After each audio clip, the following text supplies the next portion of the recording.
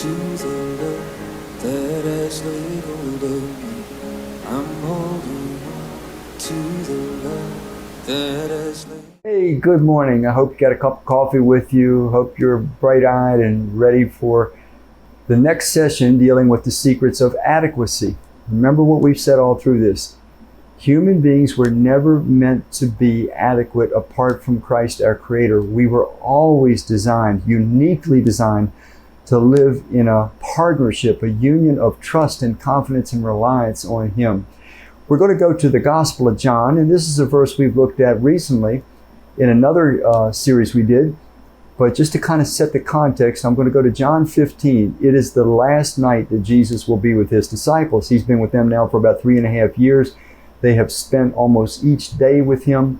And so they understand what life has been like. Their whole life has been centered for 3.5 years in Christ. They went where He wanted them to go. They did what He wanted them to do. He was their focus all the time. That influenced them. His presence was a dominant influence. It was shaping them. It was changing them, changing their views of God, changing their views of themselves, changing their views of life. It was molding inwardly. Their entire disposition was starting to be slowly but surely developed to look more like Christ. So it's His last night with them. He knows He's going to the cross. He's tried repeatedly to get them to understand it. I guess they just didn't want to think about how horrible life would be without Him. Anyway, John 15:5, and we'll start there.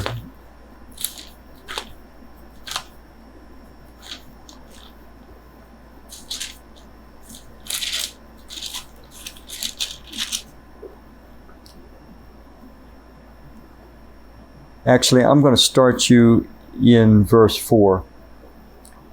He says, "Remain in me, and I will remain in you. No branch," so now He's comparing Himself to a branch. No branch, He's going to compare the disciples to a branch. "Remain in me, and I will remain in you. No branch can bear fruit by itself. It must remain in the vine." So He's comparing Himself to a vine, His followers to branches. "Neither can you bear fruit unless you remain in me." Verse 5, "I am the vine, you are the branches. If a man remains in me, and I in him, he will bear much fruit." Now listen to this next phrase. Apart from me, you can do nothing." So here is Jesus talking to these men who had followed Him for 3.5 years. He knows He's leaving. He's trying to prepare them, but they're just not there yet emotionally prepared to accept that. But He knows they're going to have to live life without Him present. But He's telling them how to do that. He's saying, guys, you know the way it's been for the past 3.5 years. You know that I've been the center of your life. You've went where I wanted you to go. You've did what I wanted you to do. You've sat at my feet and learned the truth about God, the truth about life. You've learned my ways. You've learned my will. You've learned to live life, listen to this carefully, live life from me. Human beings were designed to live life from Christ, connected to Him. He becomes the lens that we see everything in life. He's the one that forms our approach. He's the one that forms our opinion. He's the one that forms our view. He's the one that forms our response patterns to everything in life, every area in life. I see Christians make a horrific mistake about this. They kind of paint this wheel of life in their mind. And so, like they got their job, their career life, their vocational life, whatever you want to call it. They've got their social life. They've got their family life, their relational life. They've got their recreational life and yada, yada, yada. And then somewhere in there, they've got their spiritual life. This is completely inadequate, an inadequate philosophy of life. Human beings from all eternity were created, uniquely created. Angels are not, humans are, to be the eternal partners, co-workers, co-laborers, the most intimate beings with the Creator Christ Himself. That's what we were always designed for. This life is a training ground. It is an equipping ground. It is a character formation period for that eternal relationship. So we were always meant, you are your truest self. I am my truest self when I am living with my life centered in Christ and living from Christ, from Him as my center. Jesus says to these guys, you know how we've been doing it for 3.5 years, guys? You just got to keep on doing that. He knew he was going. He told them he was going, but they weren't ready to accept it. They had to tuck it away in their minds.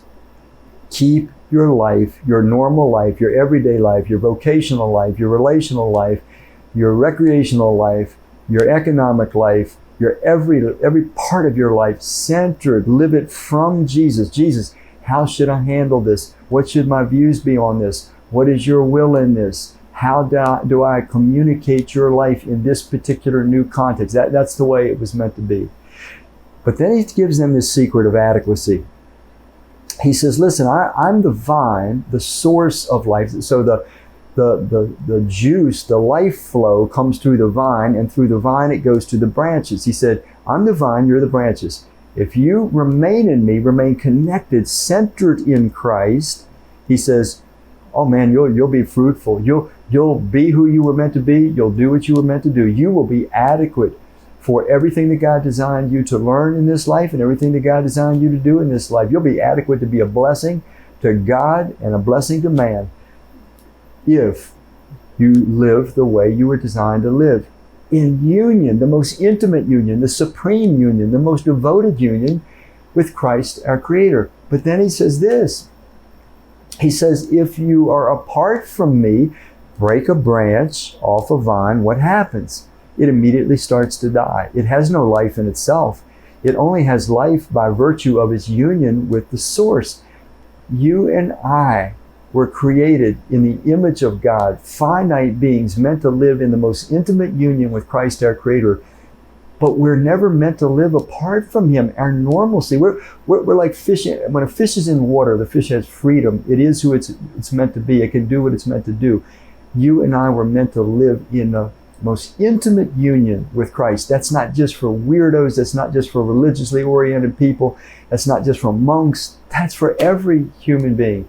Jesus says, remain in me, because if you don't remain in me, apart from me, you can do nothing.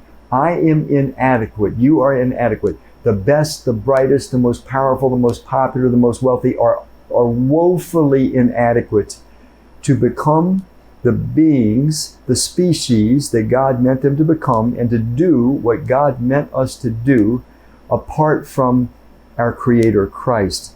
We were made by Christ, and we were made for Christ, and apart from Him, we cannot do anything of substance. The secret of adequacy is staying unified, connected to Christ, your Creator.